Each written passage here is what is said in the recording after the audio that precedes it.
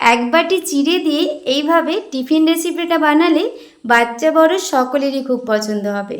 নমস্কার, মীরার রান্নাঘরে আপনাদের সবাইকে স্বাগত জানাই।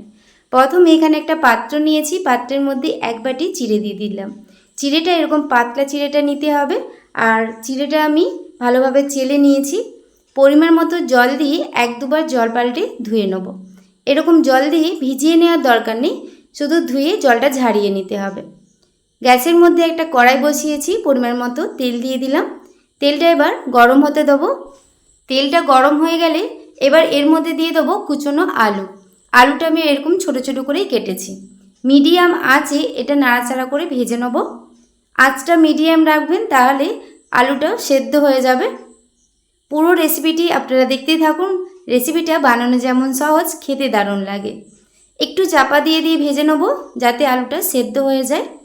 এখানে আলুটা যখন নরম হয়ে যাবে এর মধ্যে দিয়ে দেবো কুচনো গাজর। পছন্দ মতো আপনারা এর মধ্যে সবজি ব্যবহার করতে পারেন। নাড়াচাড়া করে সবজিগুলো ভাজা হয়ে গেলে এবার আমি তুলে নিচ্ছি। সবটা তুলে নেওয়ার পর ওই একই কড়াইয়ের মধ্যে আরেকটু তেল দিয়ে দিলাম।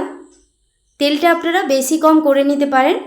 এবার দিয়ে দিচ্ছি কালো সর্ষে আর একটা কারি পাতা, এভাবে টুকে দিয়ে দিলাম।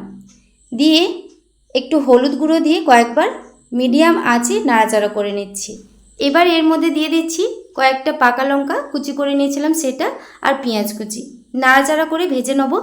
আপনারা যদি বাচ্চার জন্য বানান তাহলে লঙ্কাটা আপনারা নাও দিতে পারেন। একটু ভাজা ভাজা হয়ে গেলে এবার দিয়ে দিচ্ছি চিড়েটা দেখুন কত সুন্দর ফুলে গেছে, মানে ভিজেও গেছে আর ঝরঝরে হয়ে গেছে। লবণ দিয়ে কয়েকবার নাড়াচাড়া করে নিচ্ছি। বেশি একদম ভেজে নেওয়ার দরকার নেই, হালকা করে মিডিয়াম আঁচে এগুলোকে নাড়াচাড়া করে হালকা করে ভেজে নেব। কয়েকবার নেড়ে নেওয়ার পর ভেজে নেওয়া সবজিটা আমি দিয়ে দিলাম। আর কয়েকটা বাদাম আমি ভেজে নিয়েছিলাম আগেই, সেটা দিয়ে আবারও কয়েকবার নেড়ে নিতে হবে। অবশ্যই আপনারা বাদাম ভাজাটা দেবেন, তো রেসিপিটা যখন খাবেন তখন এই বাদাম ভাজাটা মুখে পড়লে খেতে আরও ভালো লাগবে। আমার চ্যানেলে আপনি যদি নতুন হয়ে থাকেন প্লিজ আমার চ্যানেলটি সাবস্ক্রাইব করবেন, আর পাশে থাকা বেল আইকনটা পুশ করে দেবেন আমার নতুন ভিডিও পাওয়ার জন্যে। কয়েকবার নাড়াচাড়া করে নেওয়ার পর এবার নামিয়ে নিচ্ছি। নামিয়ে একটা প্লেটের মধ্যে নিয়ে নিচ্ছি। ফেসবুক পেজ থেকে যদি আপনারা দেখে থাকেন প্লিজ আমার ফেসবুক পেজটা ফলো করে পাশে থাকবেন।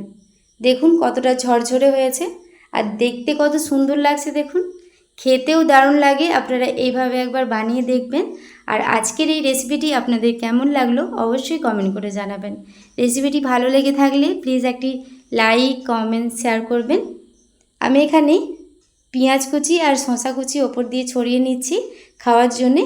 আপনারা এমনিও এটা খেয়ে নিতে পারেন, বাড়িতে বানাবেন ঝটপট হয়ে যায়। চলুন তাহলে আজকের মতো রেসিপিটি এই পর্যন্তই। সবাই খুব ভালো থাকবেন, সুস্থ থাকবেন। ধন্যবাদ।